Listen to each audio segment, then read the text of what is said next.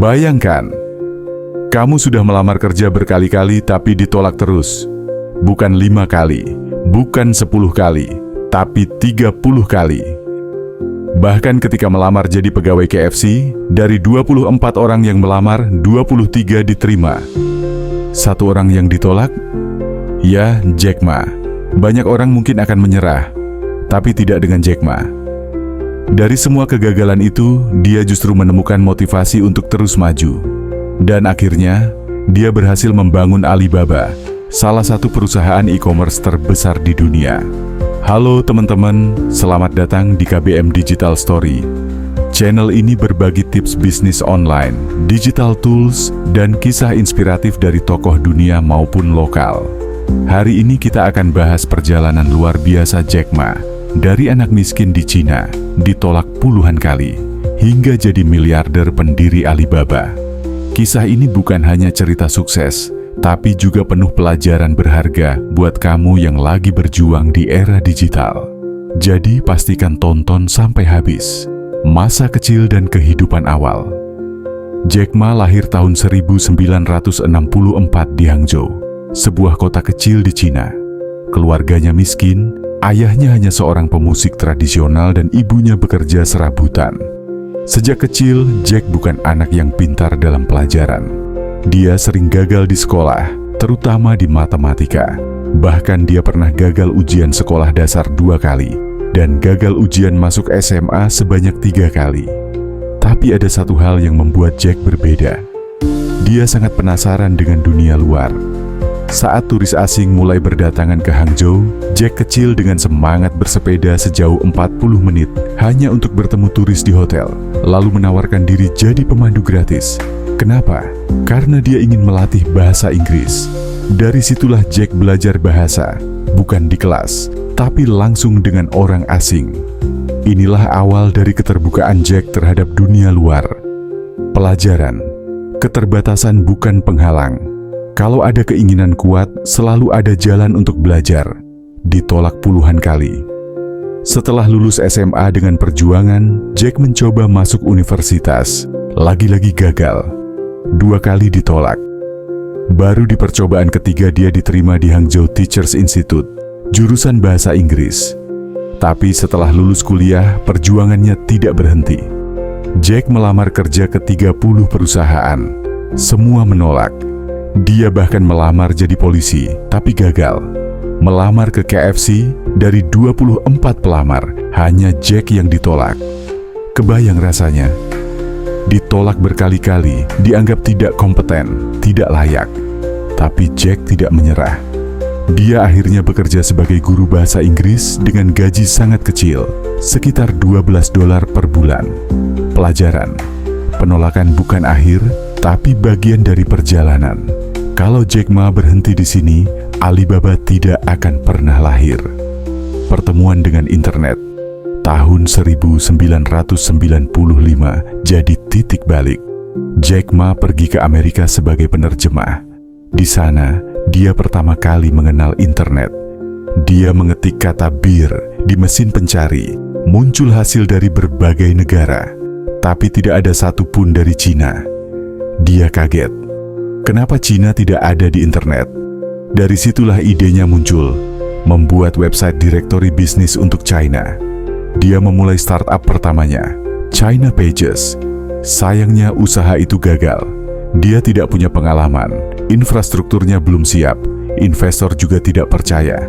Tapi Jack belajar satu hal, internet adalah masa depan. Dan suatu hari, dia akan kembali. Pelajaran, kadang ide bagus datang sebelum waktunya. Jangan takut gagal, simpan mimpinya, waktunya akan tiba. Awal Alibaba. 4 tahun kemudian, 1999, Jack Ma mengajak 17 teman dekatnya berkumpul di apartemennya di Hangzhou. Di sana dia mempresentasikan visinya, membangun sebuah platform yang bisa membantu pengusaha kecil Cina menjual produk mereka ke seluruh dunia lewat internet. Nama yang dipilih, Alibaba. Kenapa? Karena mudah diingat, ada cerita 1001 malam di baliknya, dan bisa dipahami di seluruh dunia. Awalnya, investor tidak percaya. Mereka bilang Jack bukan orang teknologi, bukan insinyur, tidak punya koneksi kuat. Tapi Jack punya keyakinan. Dia rela hidup sederhana, bahkan berbagi rumah dengan timnya demi membangun Alibaba. Beberapa tahun pertama, Alibaba hampir bangkrut. Investor menolak, bisnis belum menghasilkan. Tapi kemudian datang satu orang yang percaya.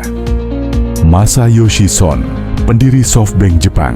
Dia melihat bukan hanya bisnis, tapi semangat dan visi Jack. Son akhirnya berinvestasi $20 juta di Alibaba. Pelajaran, orang tidak selalu investasi pada ide, tapi pada orang di balik ide.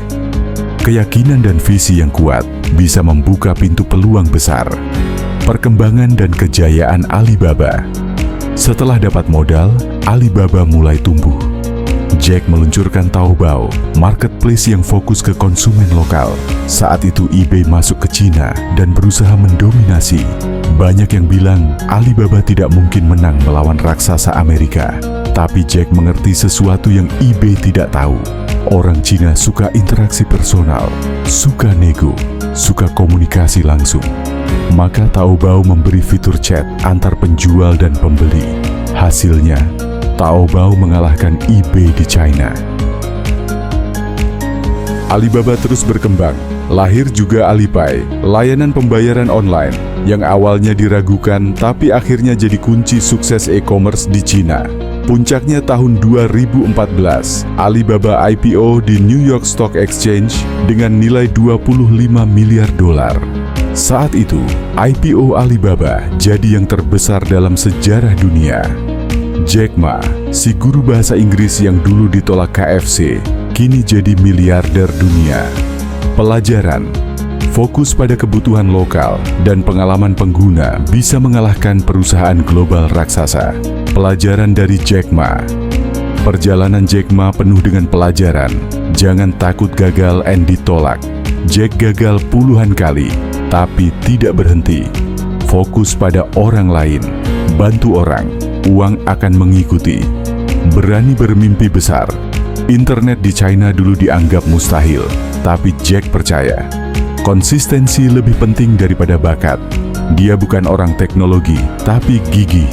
Visioner, dia melihat peluang ketika orang lain belum sadar.